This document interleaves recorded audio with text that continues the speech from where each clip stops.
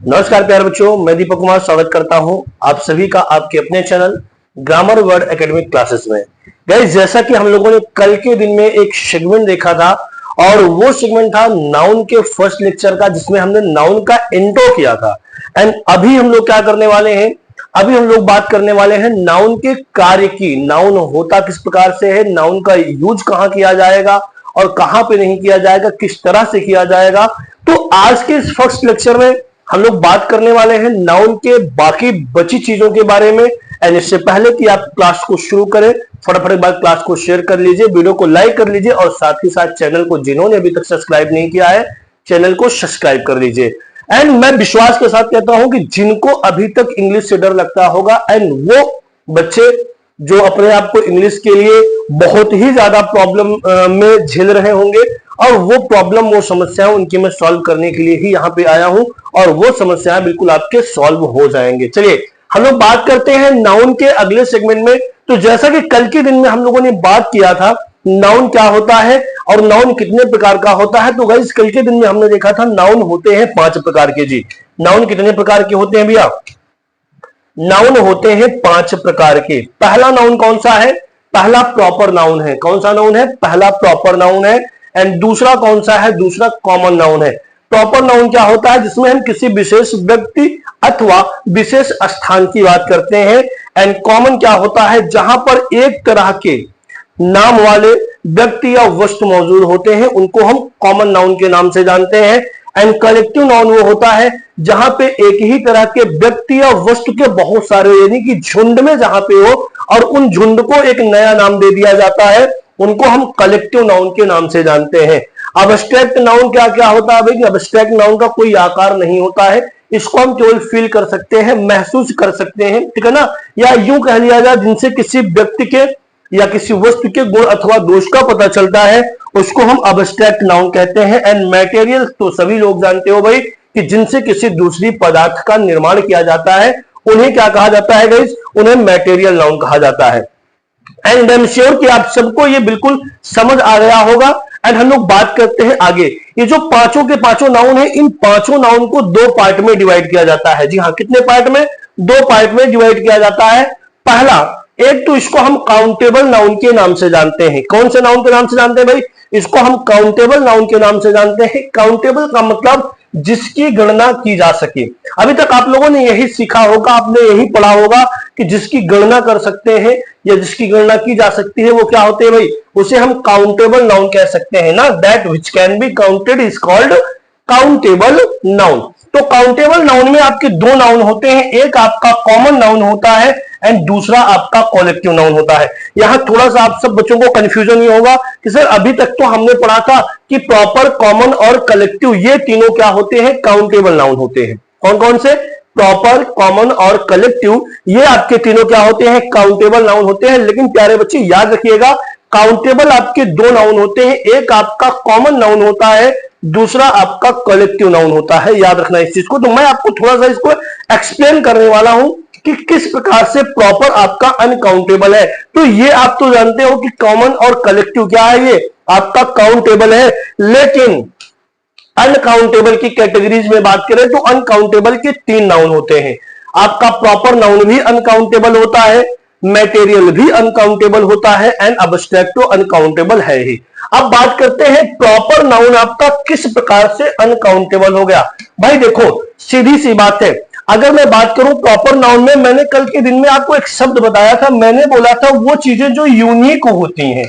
Unique बोले तो unique का मतलब जो संसार में केवल एक अकेला होता है। लेकिन अगर मैं बात करूं आप सबसे, आप लोग सुबह में उठ के कितने लोग गिनते हो? 1 सूरज, 2 सूरज, 3 सूरज। क्योंकि भाई अगर मैं प्रॉपर नाउन की बात करूं तो सन की बात करूंगा, मून की बात करूंगा, ये सब क्या है? हमारे प्रॉपर नाउन है। क्योंकि इनको ऑलरेडी आपकी संख्या पता है, आपको इनकी ऑलरेडी संख्या क्या है भाई? पता है। जब ऑलरेडी आप इनकी संख्या को आप जानते हो तो क्या आपको इसको गिनने की आवश्यकता है? नहीं।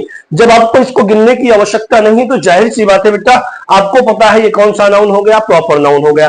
एंड पर्सन में हम बात कर ले तो हमने बताया था ना, कि पर्सन में भी कोई एक ही व्यक्ति हो सकता है जिसके पास कोई उस कलर का या उस प्रकार का कोई गुण होगा। और अगर हम गुण की बात करेंगे तो गुण में बहुत सारे लोग अलग अलग जो होंगे, सबके पास उनकी अलग अलग क्वालिटीज होंगी, अलग अलग गुण होंगे, सब में सेम क्वालिटी सेम गुण नहीं होते हैं। यानी कि प्रॉपर नाउन अकेला है और अकेली चीजों को कभी भी गिना नहीं जाता। सो इसीलिए ये क्या होता है, आपका प्रॉपर नाउन अनकाउंटेबल की कैटेगरी में रखा जाता है। एंड मटेरियल क्या होता है, आप तो जानते हो भाई, पानी को कोई गिन नहीं सकता। पानी को गिन सकते हो क्या? चीनी को गिन सकते हो क्या? नमक को गिन सकते हो क्या? नहीं। तो मटेरियल भी आपका क्या है, अनकाउंटेबल है।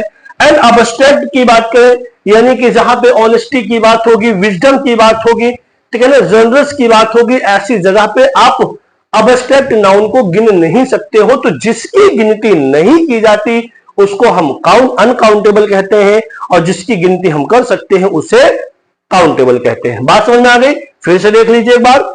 हमने कहा काउंटेबल क्या होगा, कॉमन और कलेक्टिव। कॉमन नाउन भी आपका काउंटेबल की कैटेगरी में होता है, कलेक्टिव नाउन भी आपका काउंटेबल की कैटेगरी में होता है। लेकिन अनकाउंटेबल की कैटेगरी में आपके प्रॉपर होते हैं, मटेरियल होते हैं और अबस्ट्रैक्ट होते हैं। बात इतने समझ में आ गई या नहीं? जल्दी से बोलो सारे लोग। चलिए आगे हम लोग बात करते हैं, ये जो अनकाउंटेबल नाउन होते हैं इनके यूज क्या है भाई। तो हम सिंपल सा एक फॉर्मूला बनाते हैं, सिंपल सा एक टॉपिक बनाते हैं जिसको हम कहते हैं इंपॉर्टेंट रूल्स। ठीक है, तो इंपॉर्टेंट रूल्स में पहला रूल ये है कि जो अनकाउंटेबल नाउन होता है, अनकाउंटेबल नाउन से पहले गाइस ना तो आप ए लगाओगे और ना ही एन लगाओगे। याद रखिएगा इस चीज को, अनकाउंटेबल नाउन से पहले आप ए या एन का प्रयोग नहीं करते हैं। एंड दूसरी सबसे बड़ी बात, जो अनकाउंटेबल नाउन होता है इनका प्लूरल कभी भी बनाया नहीं जाता, क्योंकि नाउन का प्लूरल कब बनता है, जब नाउन में आपने लगाना है एस और ईएस। भाई जब नाउन में एस और ईएस लगाते हो तो नाउन आपका प्लूरल बनता है, लेकिन अनकाउंटेबल नाउन में याद रखिएगा एस और ईएस लगा के इनका प्लूरल नहीं बनाया जाता है। जी हाँ, अनकाउंटेबल नाउन में इसका प्लूरल नहीं बनाया जाता या अनकाउंटेबल नाउन का प्लूरल नहीं बनता है। एंड तीसरी सबसे बड़ी बात, जो अनकाउंटेबल नाउन होगा, अनकाउंटेबल नाउन के साथ में जो वर्ब आप यूज करेंगे वो कैसी होगी, वो सिंगुलर कैटेगरी में होगी। ठीक है ना, वर्ब हमेशा कैसी लगेगी, सिंगुलर वर्ब लगेगी। याद रखिएगा इस चीज को कि अनकाउंटेबल नाउन के साथ हमेशा सिंगुलर वर्ब का प्रयोग होता है। ठीक है भाई, तो पहला रूल क्या है, पहला रूल ये है कि अनकाउंटेबल नाउन से पहले ना तो आप ए लगाएंगे और ना ही एन लगाएंगे। बात समझ में आ गई। दूसरी बात, नाउन में अर्थात अनकाउंटेबल नाउन का एस और ईएस लगा के प्लूरल नहीं बनाया जाता।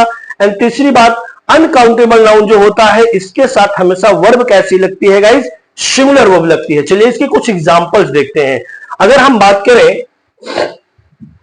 जैसे विजडम विद एजेस, अगर मैं कहूं यहां पर आपको 4 विकल्प दे रहा हूं मैं, ठीक है ना, पहला कम है, दूसरा कम से है, तीसरा केम है, एंड चौथा नन, इनमें से कोई नहीं। तो आप कौन सा फिल करना चाहेंगे भाई? मैंने कहा विजडम खाली स्थान विद एजेस, तो यहां क्या करेंगे, हमने कहा ये जो विजडम है यानी कि जो बुद्धिमत्ता है, ये आपकी कैसी नाउन है बच्चे, बुद्धिमत्ता आपकी कैसी नाउन है। तो भैया बुद्धिमत्ता आपका अबस्ट्रैक्ट नाउन है, अनकाउंटेबल नाउन है। सो अनकाउंटेबल नाउन के साथ आपने वर्ब कैसी लगानी है, सिंगुलर। तो कम आपका प्लूरल होता है, केम आपका पास्ट का फॉर्म होता है, तो यहां बचा कौन, कम्स। तो इसी कम्स को यहां पर हम क्या करेंगे, फिल कर देंगे, यानी कि विजडम कम्स विद एज, बुद्धिमत्ता उम्र के साथ बढ़ती है। ठीक है भाई, बुद्धिमत्ता क्या होती है बच्चे, बुद्धिमत्ता उम्र के साथ बढ़ती है, तो यहां विजडम के साथ क्या हो जाएगा, कम्स हो जाएगा। आई होप कि आपको समझ आ रहा होगा। ठीक है, ठीक इसी प्रकार जैसे honesty is the best policy, भाई ये बहुत ही बार आपने सुना होगा, honesty is the best policy. तो ऑनेस्टी यहां पर आपका कैसा नाउन हो गया, अनकाउंटेबल नाउन हो गया, ठीक है ना। जब अनकाउंटेबल नाउन है तो वर्ब कैसी लगी है प्यारे साथी, यहां पर सिंगुलर वर्ब लगी है, ठीक है। तो इसी प्रकार से आपको नाउन के फॉर्मेशन को करना है, ठीक है। आगे हम बात करते हैं नाउन के सेकेंड रूल की। नाउन के सेकेंड रूल की बात करते हैं तो याद रखिएगा, जब किसी वाक्य में कोई नाउन किसी नंबर से और जुड़ के किससे आता है भैया, किसी हाइफेन से, याद रखना। जब किसी वाक्य में कोई नाउन किसी नंबर से जुड़कर आए, अब सोचोगे नाउन आगे होगा कि नंबर आगे होगा, तो भैया सीधी सी बात, अगर हम कहें किसी को, हमने कहा 20 ईयर्स ओल्ड, तो ये आपका नंबर है, ये आपका नाउन है, जुड़ के किससे आया है, हाइफेन से।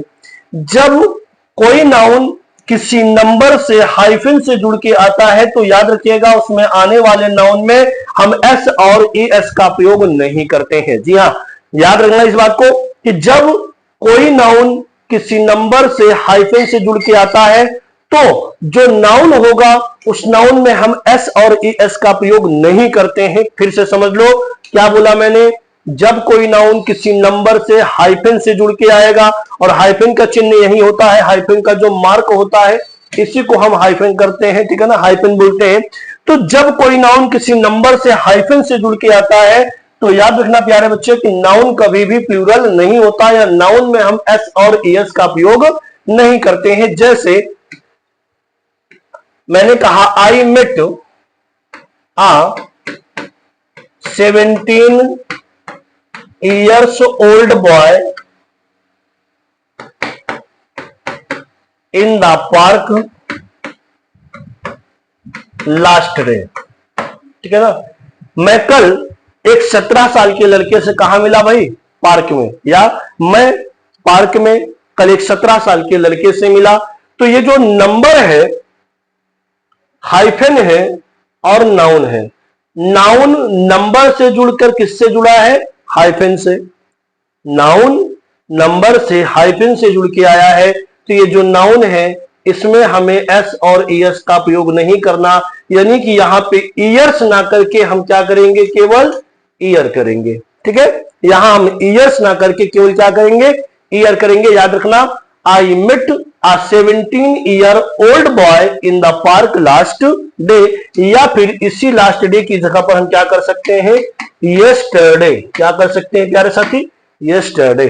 आई होप कि आप सबको समझ आ रहा होगा, ठीक है भाई। चलिए आगे हम लोग बात करते हैं नेक्स्ट टॉपिक की, नेक्स्ट पॉइंट की। कभी कभी क्या होता है, कभी कभी कुछ वाक्य में कुछ जो नाउन होते हैं वो क्या होते हैं कि उनके साथ एस और ईएस लगाने पर जो इनका अर्थ होता है वो चेंज हो जाता है। जैसे मैंने कहा यहां वाटर का मतलब क्या होता है, पानी होता है, लेकिन अगर मैं इसी को वाटर्स कर दूं यानी कि एस लगा दूं तो इसका अर्थ क्या होगा, बदल जाएगा और ये क्या बन जाएगा, समुद्र हो जाएगा, ठीक है। ठीक उसी प्रकार अगर मैं सैंड करूं, सैंड का मतलब क्या होता है, बालू, और यहां पे मैं सेंस कर देता हूं तो इसका मतलब क्या हो जाता है, रेगिस्तान।